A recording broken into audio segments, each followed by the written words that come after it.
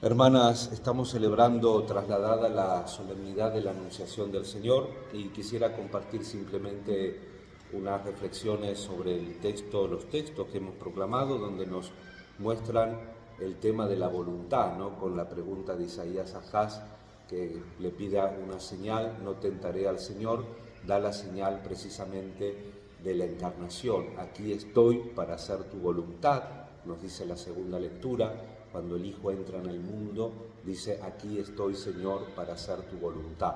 Un anuncio. El diálogo con Dios es precisamente esto, un diálogo, es una teología, como le llaman ahora, dialógica, Dios que se manifiesta y nosotros que le respondemos. Y en este texto tan entrañable y tan conocido de la Anunciación del Señor, podemos meditar en el saludo primeramente. Jaire en griego, la palabra jaire quiere decir alégrate, es un saludo que se utilizaba en esa lengua usual, en el griego común, en el griego koiné, pero que hunde sus raíces en el Antiguo Testamento. Hay 4 veces en el Antiguo Testamento que se utiliza esta expresión en la Biblia griega, en la Biblia de los 70, para hablar del Mesías. Cuando se habla del Mesías se tiene una profunda alegría. No es solamente un anuncio, un saludo formal, sino que es un saludo, anuncio de que el Mesías, la presencia del Mesías, finalmente en la plenitud de los tiempos se va a concretar en la historia. Y después la otra expresión que tanto conocemos, ¿no? Que Jaritomene, llena de gracia. También, otra vez, Haris, Jaire, contiene la misma etimología de alegría. La Virgen es llena de gracias y por lo tanto puede vivir en una profunda, en una serena alegría también en el medio de ese mundo que le toca vivir y que es un mundo como el nuestro, donde hay dudas, donde no todo lo tiene resuelto por ser la madre del Creador, donde ella, a partir de este jaritomene, de este estar llena de gracia, está totalmente abierta. De hecho, la reflexión teológica sobre María nos dice que la Virgen es la criatura humana más abierta al plan, al proyecto de Dios. También ahí encontramos la raíz de por qué está preservada precisamente del pecado original, porque el pecado original, si lo queremos plantear en los términos que venimos reflexionando, es la sospecha sobre Dios. El demonio hace que Adán sospeche, que Eva sospeche sobre Dios. ¿Por qué Dios les prohibió esto? ¿No será que Dios no quiere sospechar sobre Dios? La Virgen no sospecha. Por supuesto que no entiende, pero para eso también Lucas hace como un fino paralelismo entre la Virgen y Abraham. Abraham fue llamado a cambiar, a dejar la tierra, a cambiar la historia, y la Virgen también, a dejarla de tal forma que hágase en mí según tu palabra, que se va a dar todo. Y por ejemplo, también en el Evangelio de Lucas vamos a ver que cuando Jesús tiene 12 años y se pierde en el templo, ella con José lo buscan desesperado y Jesús le dice: tengo que estar en las cosas de mi Padre. Y la Virgen también tiene que entender eso, tiene que dejar su tierra, tiene que escuchar la palabra de Dios y en total apertura ir a buscarla. El Evangelio es muy rico en este sentido de la teología de María, de su disponibilidad. Aquí en el mismo texto que hemos proclamado, la Virgen se pregunta qué significaba este saludo. En griego hay una palabra que tiene la etimología de diálogo, dialoguetsete. Es un diálogo que la Virgen hace en su interior, abierto a eso que el Señor le está manifestando por medio del ángel. ¿Qué significará esto?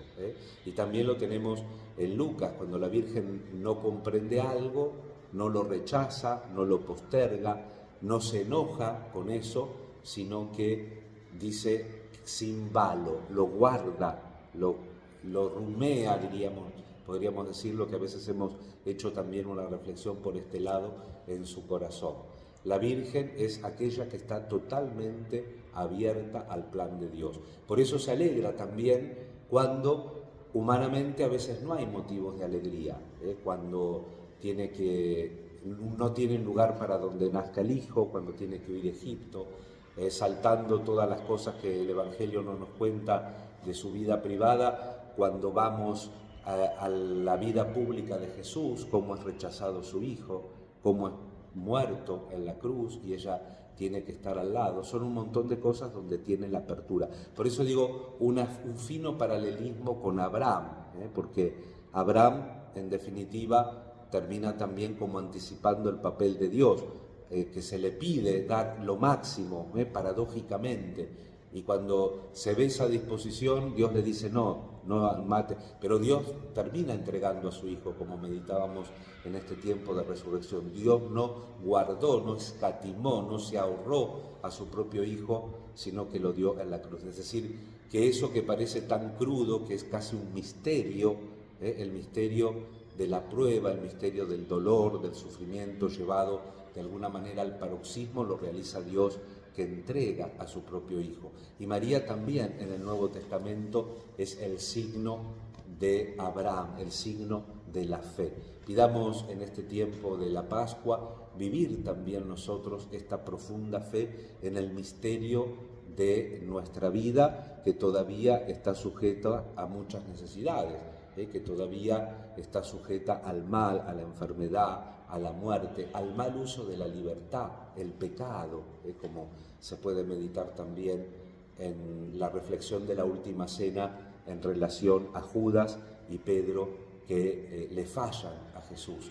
También nosotros en nuestra vida podemos fallar a Jesús, pero tenemos que hacer el camino siempre de la conversión, de la vuelta a Él, cimentados en la fe, en la escucha, como María, nuestra Madre, para perseverar también en la alegría. Estar lleno de la gracia de Dios, buscar la gracia de Dios, que Jaritomene es lo que da el fundamento etimológico de la alegría, porque solo la gratuidad de Dios que dialoga conmigo y solo la gratuidad de mi respuesta, a ejemplo de María, una respuesta total. No entiendo, pero hágase en mí según tu palabra. No entiende, pero guarda las cosas en su corazón, aun cuando le viene la espada de dolor. Que la Santísima Virgen en este día de la Anunciación nos haga entender precisamente esta gran lección de la obediencia, esta gran lección de mantener, aún sufriendo, podríamos decir, pero en el sustrato del alma, esa alegría de estar totalmente abiertos al Señor. Pedimos al Señor la gracia de valorar su encarnación y, como nos recuerda el Concilio Vaticano II, que todo se esclarece a la luz del Verbo encarnado. Jesús compartió nuestra historia, entonces la historia precisamente la tenemos que ver a la luz del Verbo encarnado. Una historia que, como hemos venido de celebrar en esta Semana Santa, tiene mucho de pasión de cruz, y lo vemos, y si uno va repasando los periodos de historia, hubo tantísimos iguales o peores en guerras, en sufrimiento, en sinsentido, en pérdida de la sociedad, pero siempre al final del camino está la luz, porque ánimo, dice Jesús, yo he vencido al mundo. En este día de la Anunciación queremos renovar nuestra fe en el Señor, agradecer la encarnación de Dios y pedir continuar el camino de la vida abiertos totalmente a la voluntad del Padre, para que también nosotros humildemente podamos decir: aquí está la esclava, el esclavo del Señor, que se haga en mí según tu palabra.